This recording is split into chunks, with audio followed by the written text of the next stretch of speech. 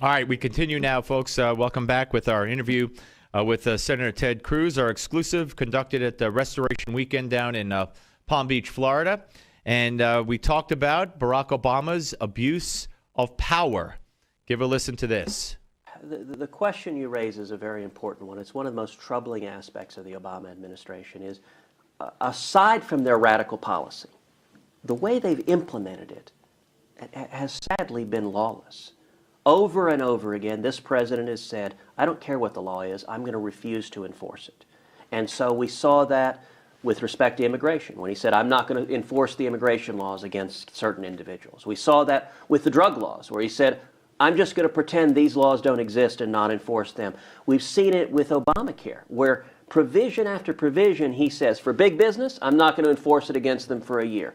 For members of Congress, even though Obamacare applies to members of Congress, I, President Obama, I'm going to refuse to enforce the law. And now, most strikingly, just last week, in response to 5 million people losing their insurance and more getting ready to lose their insurance, it again. He simply says, fine, we won't enforce that part of the law. Unconstitutional? It's completely impeachable? You know, Article 2 of the Constitution gives the president a responsibility to, quote, take care that the laws be faithfully executed. We have never seen a president behave like President Obama, who believes he can just pick and choose. He'll enforce this law, not enforce another law. I mean, that is impeachable, deeply dangerous. You know, that's a question for the House, ultimately. The House, under the Constitution, makes the decision whether to impeach, right. And then the Senate is charged with trying it. So that's a question for the House to assess. Would you urge them to consider it? You know, any impeachment would have to be tried in the United States Senate. So since my responsibility would be to render judgment, I would not want to urge the House to do anything other than exercise its best judgment, and then I would endeavor to do the same on my end. Now, I know and I believe you when you say you're serving the people of Texas. You're a year or so into this whole thing, and I know Barack Obama got some criticism for just getting elected to the Senate and then running for president, and I don't compare you to him in any way. Don't get me wrong, but you have to have national aspiration. I mean, you have to. This is now in your blood, and you have become, like I said, the lightning rod for some don't like you, and many love you. So, is the presidency something you will one day consider? Not today, maybe not in 2016, but will you consider that? Well, look, I appreciate the question. It's a kind question, and I understand the instincts to focus on politics, focus on the next elections. I'm trying very hard to keep my focus on the substance. I think the challenges facing our country are enormous. I don't think we're at a typical time. We're facing a fiscal and economic cliff that is bankrupting this country. But who better than the chief executive to get us out of the mess? Well, what I can tell you is two things. Number one, I think the Senate is the battlefield right now, and my focus is on the U.S. Senate, on standing up and fight to pull us back from that fiscal and economic cliff, to get back to free market principles and get back to the Constitution. And number two, I think our window to turn this country around is short, and I am committed to doing everything I can to helping energize and mobilize the grassroots. The answers are not going to come from Washington. The way we're going to turn this country around is to see millions of Americans standing up saying, there's a better way. We want to get back to the foundations of our country. I think where we are now is very, very similar to the late 1970s.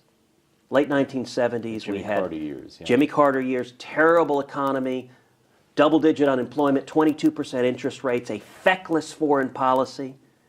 And yet what we saw all across this country was a grassroots movement, the Reagan Revolution, where millions of men and women, individual citizens, said, there is a better way, let's get back to the principles this country was founded on.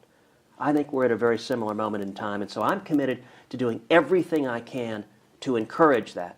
We've launched a national website called MakeDCListen.org, MakeDCListen.org. It provides a portal for people to go and upload their stories about Obamacare. You can either type it in or you can get on your iPhone and record something and tell about how Obamacare impacted your job, your family, your health care, your life, because I think stories are powerful.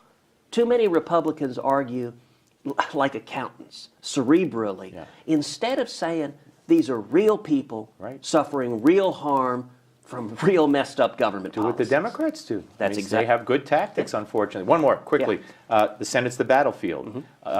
will you guys take back the Senate in 14? I believe we can and should. I think the terrain is very, very favorable to it. And the biggest determinant in terms of whether or not Republicans take the Senate in 2014 is if we stand for principle. If Republicans stand strong, present a clear alternative, stand for free market principles in the Constitution, stand strong against Obamacare, I think we'll take the Senate by a significant margin. If we roll over, if we don't stand for anything, that's the easiest way not to take the Senate. Senator, thank you so much. Really a pleasure. Really a pleasure. Thank you for having me.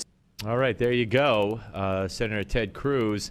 And he went on to speak as a keynote speaker later that night, on Saturday night at Restoration Weekend. And my impression of him was so affected by sitting across from him and talking to him and hearing him speak to the crowd without notes, wireless mic, walking around.